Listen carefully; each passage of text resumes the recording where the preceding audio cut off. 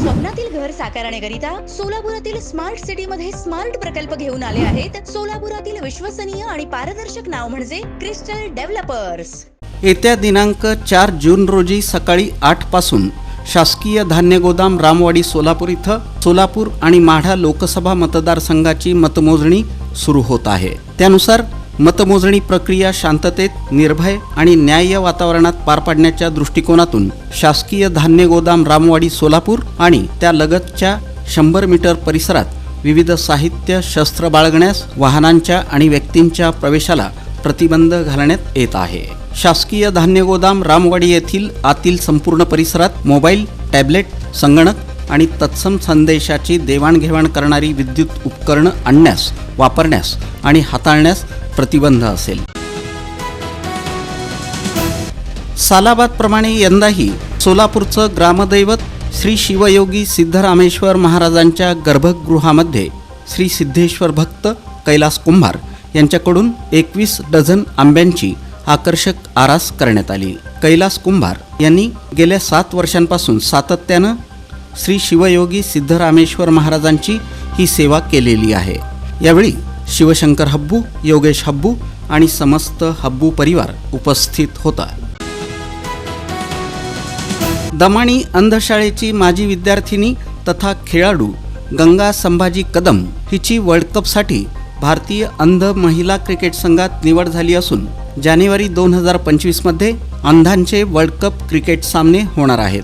गंगा कदम ही अष्टपैलू खेळाडू असून यापूर्वी तिनं नेपाळ विरुद्ध आणि इंग्लंड विरुद्ध भारतीय संघात आपल्या खेळाची चुणक दाखवली आहे. दरम्यान जामश्री यांच्या इलिझियम क्लब आणि गॅरी कस्टन क्रिकेट क्लबनं गंगा कदमला मोफत प्रशिक्षण दिलं असून तिला राजू शेळके यांचं प्रशिक्षण मिळत आहे. दरम्यान वर्ल्ड कपमध्ये चांगली कामगिरी करण्याचा इरादा गंगा कदम यांनी व्यक्त केला.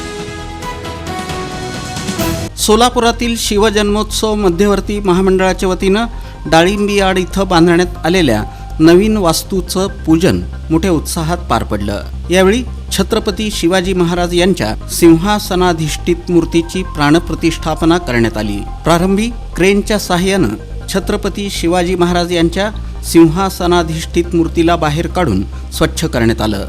नंतर ही मूर्ती नव्या वास्तूमध्ये ठेवण्यात आली. या नव्या वास्तूमध्ये विद्यार्थ्यांना शिक्षणाचे धडे घेता येणार आहेत.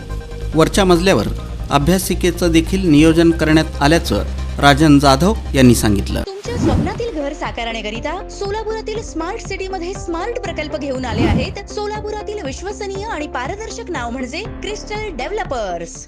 जुळे सोलापुरातील शिवरत्न नगर इथं चंद्रसूर्य सामाजिक बहुउद्देशीय संस्थेतर्फे पुण्यश्लोक अहिल्यादेवी होळकर यांच्या जयंतीनिमित्त प्रतिमा पूजन करून महाप्रसादाचं वाटप करण्यात आलं. या कार्यक्रमाला प्रमुख पाहुणे म्हणून डॉक्टर खरे, उद्योजक सिद्धू केंगनाळकर, BSNLचे जनरल मॅनेजर मगरूम खाने, पोलीस निरीक्षक घोडके, उपअभियंता बंडगर, डॉक्टर शिंदे, वाघोली सूतगिरणीचे संचालक यश आठवले, पुण्यश्लोक अहिल्यादेवी होळकर सोलापूर विद्यापीठाचे सिनेट सदस्य यतिराज होनमाने, डॉक्टर पडळकर, हिरेमठ, शेखर, सलगर, मदी, घोरपडे, अशोक पाटील, सूरज जाधव, श्रीकांत चव्हाण, नागनाथ जावीर, दत्तात्रय होनमाने, मदने कांबळे, संगीता होनमाने, मनीषा मारकड यांची प्रमुख उपस्थिती होती.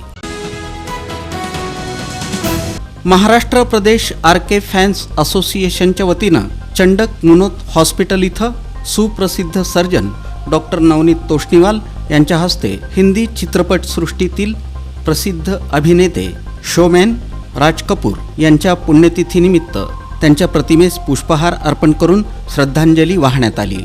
या प्रसंगी महाराष्ट्र प्रदेश RK फॅन्स असोसिएशनचे अध्यक्ष मजीद सुगूर यांची प्रमुख उपस्थिती होती.